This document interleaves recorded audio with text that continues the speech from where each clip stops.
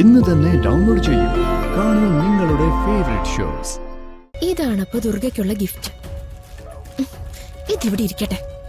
അവക്കിതിന്റെ ഒരു ആവശ്യമില്ല. എന്റെ കയ്യിന്നോ ഈ വീട്ടിന്നോ നിനക്ക് എന്തെങ്കിലും ഒരു പ്രയോജനം ഉണ്ടാവുമെന്ന് ഒരിക്കലും പ്രതീക്ഷിക്കേണ്ട ദുർഗെ. ഞാൻ ഒരിക്കലും അതിന് സമ്മതിക്കില്ല. സാറേ, ദുർഗമോള് പാസ് ഔട്ട് ആയിട്ട് ആദ്യം ജോയിൻ ചെയ്തത് എവിടെയാണ്? എന്താ സംശയം? അണ്ടർ കവർ ടീമിൽ തന്നെയായിരുന്നു ദുർഗയ്ക്ക് പോസ്റ്റ്.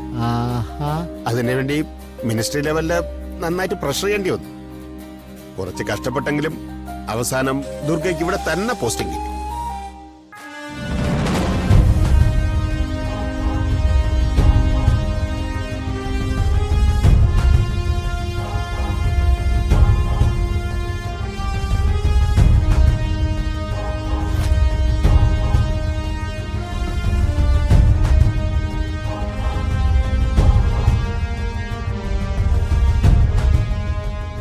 കിരൺ സർ,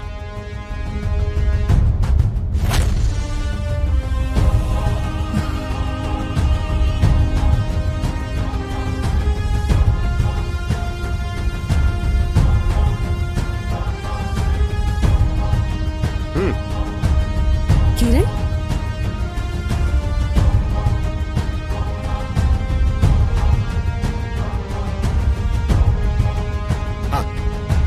കിരൺ ദുർഗയുടെ വീട്ടിലാണ് താമസം അല്ലേ? അതെ. A small surprise. ആ, ഞാൻ ബാക്കി എല്ലാരും ഒന്ന് പരിചയപ്പെടുത്താം.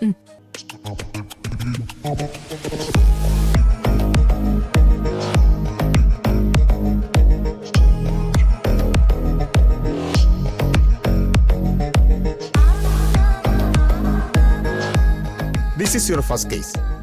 ഇതും താൻ ആവശ്യപ്പെട്ടത് തന്നെയാണ്.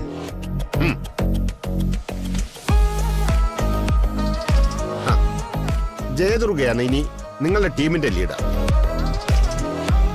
Sir, you can call her JD. നിങ്ങൾ ഇനി ജെഡി ടീം എന്നായിരിക്കും അറിയപ്പെടുക. Sir, sir. Anyway, all the best my JD team. Thank you sir. Thank you sir.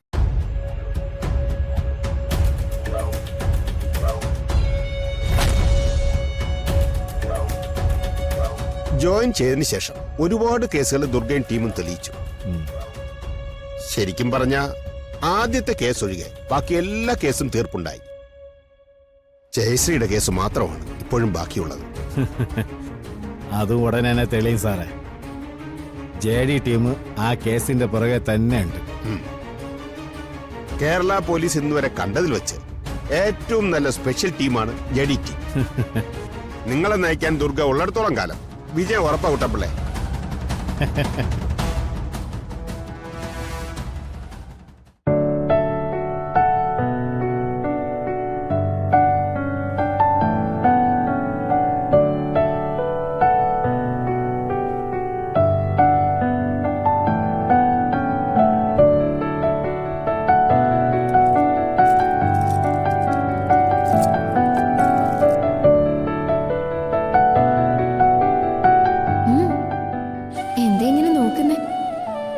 വെറുതെ എന്റെ ഭാര്യ എത്ര സുന്ദരിയാണെന്ന് നോക്കുവായിരുന്നു.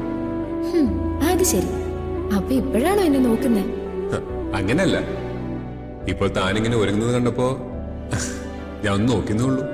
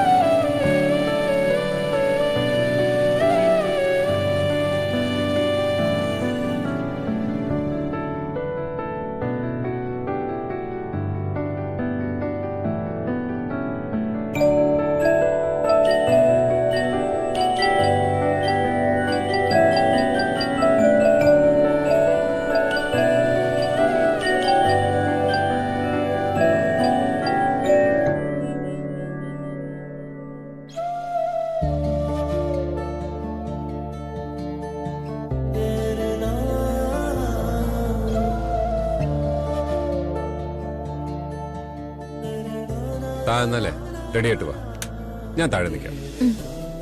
വീട്ടിലേക്ക് കൊണ്ടുള്ള ഗിഫ്റ്റ് എല്ലാം ഞാൻ കാറിൽ കൊണ്ടുവെക്കാം. ആ, അതൊക്കെ ഞാൻ എടുത്തോണ്ട് വന്നോളാം. ഒരു 2 മിനിറ്റ് കൊണ്ട് ഞാനത് ചെയ്തോളാം. ഏയ് അങ്ങനെ ധൃതിയൊന്നും വേണ്ട. താൻ ആവശ്യത്തിന് ടൈം എടുത്തിട്ട് ചെയ്താൽ മതി. ഇന്ന് ഞാൻ വേറെ ഒരു പ്രോഗ്രാം ഏറ്റിട്ടില്ല. Full day only for you. പോയിട്ട് വാ.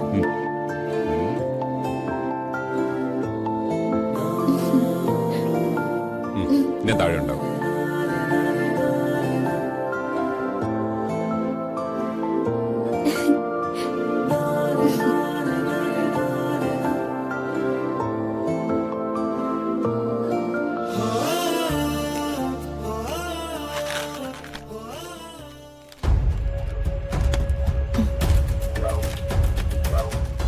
ഇതാണപ്പോ ദുർഗയ്ക്കുള്ള ഗിഫ്റ്റ്. ഇതിവിടെ ഇരിക്കട്ടെ. അവക്കിതിന്റെ ഒരു ആവശ്യമില്ല.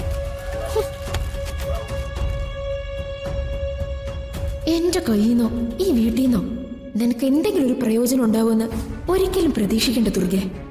ഞാൻ ഒരിക്കലും അതിന് സമ്മതിക്കില്ല.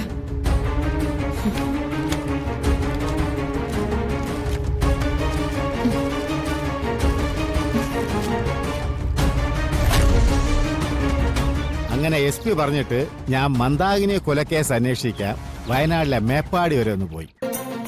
അവിടെ ഏതാണ്ട് ഒരു 6 മാസം താമസിച്ചു. ഞാൻ രാവിലെ ഒരു 5-5:30 ആകുമ്പോൾ എണീറ്റു. എന്നിട്ട് നേരെ എവിടെ പോകണമെന്നറിയാമോ? അവിടുത്തെ ജംഗ്ഷനിൽ അവിടെ ഒരു ചായക്കട. ആ ചായക്കട പോയിട്ട് അവിടെ ചായ കുടിക്കാൻ വരുന്നില്ല. അവരുമായിട്ട് എല്ലാം സംസാരിച്ച് വിവരങ്ങളെല്ലാം തിരക്കും. അത് കഴിഞ്ഞൊരു 10-10:15 നേരെ അവിടെ വിടും. എവിടെ? ബാർബർ ഷാപ്പില്. സംഭവം എന്താണെന്നറിയാമോ? ഈ ലോക്കൽ ന്യൂസ് ഒക്കെ പിടിക്കാൻ പറ്റിയ സ്ഥലം ഇതൊക്കെയാണെന്ന്. ഏത്? ഞാൻ അവിടെ താമസിച്ച സമയം കൊണ്ട് ഏതാണ്ട് 4-5 മോഷണ കേസിനും 4 കൊലക്കേസിനും തുമ്പുണ്ടാക്കി. അറിയോ? അപ്പോ മന്ദാകിനി അതല്ലേ രസം. അവളെ പുലി പിടിച്ചതാണെന്ന്. പാവം, അന്നത്തെ SI കഴിഞ്ഞ് അവളെ ഭർത്താവിന് ഇടി കിട്ടിയത് മിച്ചം. അല്ല, ദുർഗ മോളല്ലേ അത്? ഇന്നെന്താ കടയിൽ പോയോ? ആ അബി പോയി കൊറേ സാധനങ്ങൾ വാങ്ങിയിട്ട് വന്നതാ. അത് പോരാന്ന് ചെറിയമ്മ പറഞ്ഞു. അതാ പിന്നെ ഞാൻ ഇറങ്ങി. ആ തള്ളക്ക് പ്രാന്താണ്. ഇതൊന്നും വേണ്ടിട്ടൊന്നുമല്ല, ചുമ്മാ ദുർഗ മോളെ ഒന്ന് നടത്തിക്കുക. അതിനു വേണ്ടിയിട്ടാണ് ഈ പ്ലാനൊക്കെ ചെയ്യുന്നത്. അങ്ങനെയല്ല കുട്ടേട്ടാ, ഇന്ന് പൃഥ്വി അശ്വതയും വിരുന്നിന് വരുന്ന ദിവസമല്ലേ. ഒന്നിനും ഒരു കുറവും ഉണ്ടാവാൻ പാടില്ലല്ലോ. അതുകൊണ്ട് വാങ്ങാൻ പറഞ്ഞു വിട്ടതാ. അല്ല, എന്തോന്നത്? മട്ടൻ ഉണ്ട്, പിന്നെ കുറച്ച് മസാലകളും മറ്റുമൊക്കെയാ. ഇനി ഇതെല്ലാം താൻ തന്നെ പ്രിപ്പയർ ചെയ്യണ്ടേ? അങ്ങനെയാണെങ്കിൽ ഞാൻ ഒരു കൂട്ടം പറഞ്ഞുതരാം.